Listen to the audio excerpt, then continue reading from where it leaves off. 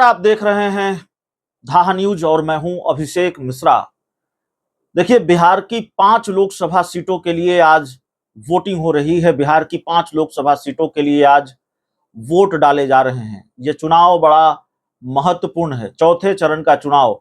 और चौथे चरण के चुनाव में जिन 5 लोकसभा सीटों के लिए वोट हो रही है वो भी बड़ा महत्वपूर्ण है। वैसे तो आप कहेंगे कि भाई साहब, हर चुनाव के बारे में, हर सीट के बारे में आप यही कहते हैं, बड़ा महत्वपूर्ण है। तो दरअसल होता यही है, चुनाव में हर सीट महत्वपूर्ण होती है, एक एक सीट महत्वपूर्ण होती है। और इस लोकसभा चुनाव में तो अगर दांव पर किसी का लगा हुआ है सब कुछ, तो वो तो एनडीए का लगा हुआ है। बिहार में तो वैसे भी महागठबंधन के पास खोने के लिए कुछ भी नहीं था। सिर्फ एक सीट थी जो कांग्रेस जीती थी, किशनगंज की सीट 2019 में। बाकी तो आरजेडी शून्य पर आउट हो गई थी, उसका खाता भी नहीं खुला था। जहानाबाद की सीट बहुत करीबी अंतर से आरजेडी हार गई थी, नहीं तो वहां खाता खुल जाता। तो खोने के लिए एनडीए के पास है, बीजेपी के पास बिहार में है। और हम मुंगेर लोकसभा सीट की बात करेंगे तो 5 लोकसभा सीटों पर वोटिंग हो रही है। उसके बारे में हम आपको बता देते हैं कि उन कौन सी सीट पर वोटिंग हो रही है। उसके बाद मुंगेर पर बात करेंगे, ललन सिंह पर बात करेंगे। जिन 5 लोकसभा सीटों पर वोटिंग हो रही है, उजियारपुर, बेगूसराय, मुंगेर, समस्तीपुर, ये वो सीटें हैं जहां वोटिंग हो रही है, जहां के लिए वोट डाले जा रहे हैं। मुंगेर, समस्तीपुर, उजियारपुर, बेगूसराय और एक और सीट है जिसका नाम माफ कीजिएगा, मैं भूल रहा हूं। तो इन 5 लोकसभा सीट पर वोट डाले जा रहे हैं, लेकिन हम मुंगेर की बात करने आए हैं। मुंगेर लोकसभा सीट, ललन सिंह, जेडीयू के पूर्व राष्ट्रीय अध्यक्ष, जिनका सब कुछ दांव पर लगा हुआ है, ललन सिंह का क्या होगा, ये बड़ा सवाल है। देखिए, आरजेडी के उम्मीदवार हैं अनीता देवी, बाहुबली अशोक महतो की पत्नी हैं। अनीता देवी अगर हार जाती हैं तो वो सिर्फ एक सीट हारेंगी।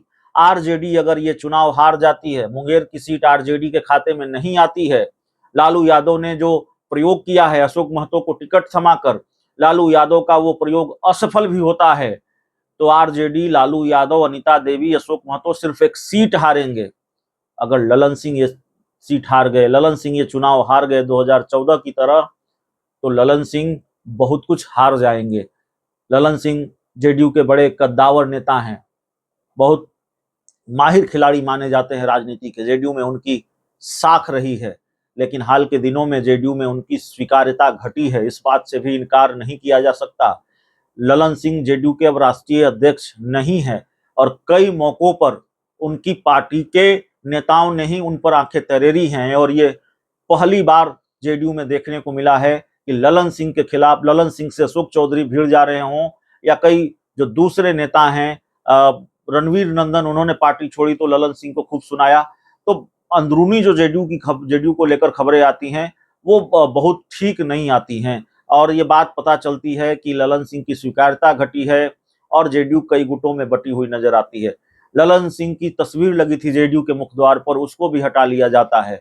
पार्टी के महत्वपूर्ण कार्यक्रमों से ललन सिंह की तस्वीर गायब कर दी जाती है, उसके पोस्टर और बैनरों से, यह भी देखने को मिला है।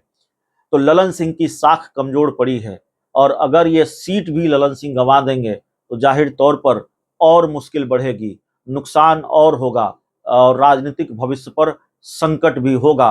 वैसे ललन सिंह डैमेज कंट्रोल में माहिर माने जाते हैं, होम्योपैथिक इलाज में माहिर माने जाते हैं, उनके बारे में यह कहा जाता है।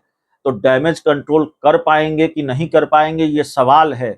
इतना जरूर है कि डैमेज हो सकता है अगर मुंगेर की सीट वो गंवा देंगे, क्योंकि खतरा गंवाने का है। लड़ाई कांटे की है, लड़ाई बिल्कुल 2020 का है। और ललन सिंह ये सीट जीत जाते हैं तो ठीक है, अगर हार जाएंगे तो फिर उनके लिए नुकसान बड़ा हो जाएगा। बहुत बहुत धन्यवाद।